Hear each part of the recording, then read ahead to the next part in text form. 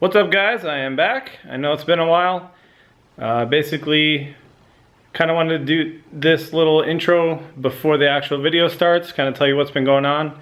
YouTube went all YouTube and kind of had a thing with my partner program that I didn't necessarily agree with, and they jerked me around for like 2.5 months, basically, where I wasn't very happy with what was going on, so I didn't feel like uploading because I didn't think it was very fair. So yeah, that's kind of where I've been. But now we are back. Summer is in full swing, so we have a lot of stuff going on. So hopefully we'll be posting a little more regularly now. This video was actually shot a little while back, so I apologize for that. But we have some more stuff coming, and you know, this is kind of just what happened previously. But yeah, we'll have some more timely videos coming soon. And another thing is, I just wanted to say thanks to everybody for smashing through that 1,000 subscriber mark. I really appreciate it. It helps us out quite a bit. And now we're pushing almost 1,800 at this time. So huge thanks to everybody, all the new subscribers, and all the guys who are still sticking around watching.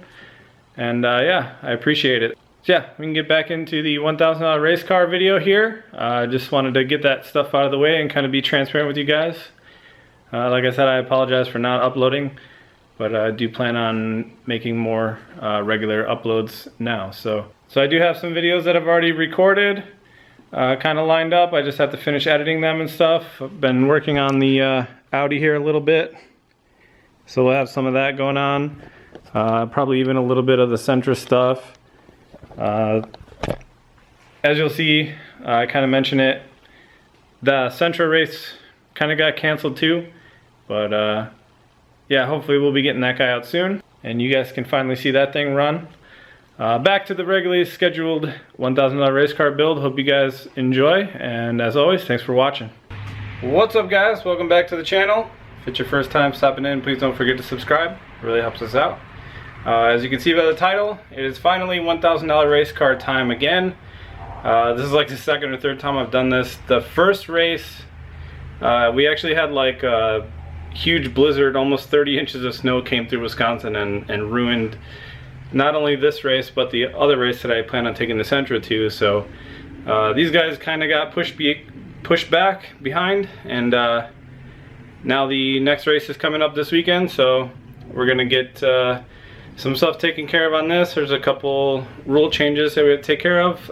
Next race is actually dirt, 200 laps on dirt, so we got to get some protection on the radiator, hopefully help us out, try to stay cool, not damage it, and change over the tires and stuff like that. So we're gonna pull this guy out, get him in the shop, and start working on it.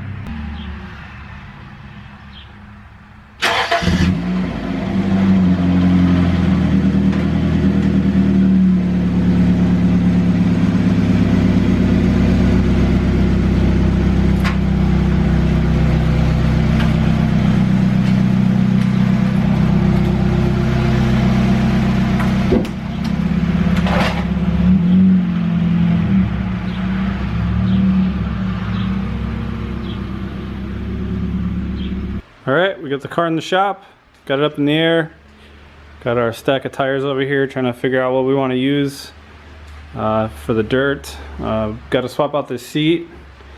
It's a brand new seat, and I really don't want to trash it. And I have a Simpson hybrid now, so I don't necessarily need the extra head support there, so I'm just going to take the seat out of the Sentra. Dad came over, he's doing the oil change right now. I got the battery in, tied down.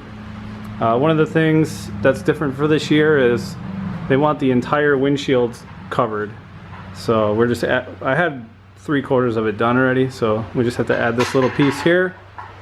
The tie rod end is a little bit loose there, so I'm probably gonna change that out. Shit gets pretty rough on dirt, so you definitely want good suspension pieces.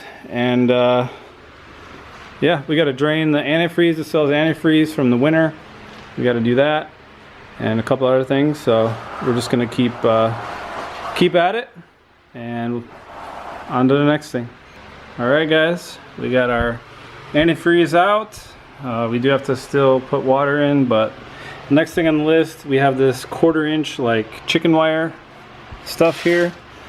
So as you can see, this radiator I think only has maybe 60 laps on it, if that, and it already has some damage there, and that was from asphalt. So dirt with all the rocks and clay chunks and everything flying, definitely a good idea to try to protect it with at least something. So this chicken wire we're going to put on the leading edge of this bumper here, and then we have some 1/2 inch stuff here that we'll probably put a second layer behind just to kind of double up and help it, because it does get some from the top of the bumper here too. So try to get that as protected as it can be, and hopefully that will help our cooling situation. But yeah, so we're just gonna put it on with some of these racing rivets here, if it'll ever focus. Got some racing rivets, so that will work out nicely with this 1/4 inch stuff, and we'll just go straight to the bumper. Well, there you go, pretty simple. Just some of the big racing rivets, and top and bottom, little protection down there, and then we ended up going with the smaller stuff up here too.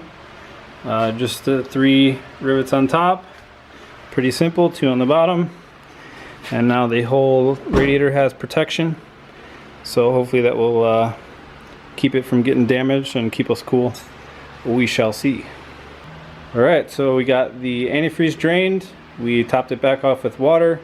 You always want to make sure when you go into the cooling system that you want to jack the front of the car up as high as you can to get the water level, or to get the top of the radiator up as high as it can be, so it's the top, so the air naturally wants to go to the top to bleed it properly. So we got that all done. We got the seat in here, pretty simple, just 4 bolts. The side mount brackets were already in there, so it made it nice and simple to swap. We also had a bad tie rod end on this side, so I had to go get a tie rod end for this. It's pretty simple, 1 bolt on the bottom, the locking bolt for the tie rod, the inner tie rod, and then it spins right off if you're lucky and it's not rusted. So luckily this thing's been done a million times, so it came off. We will have to realign it. I can show you guys a real simple way to do that with just a tape measure if you want to do a quick home alignment just for tow. We got the battery in, we got this rubber protecting it at the top so it doesn't ground on the hood. That's one of the rules. We finished up installing the rest of this mesh from there to there, which they wanted to do this year. They want the entire windshield covered, so we got that done, and checking out a few things in the rear, and then we should be ready to load it up and go. Alright guys, well, we have it all wrapped up now.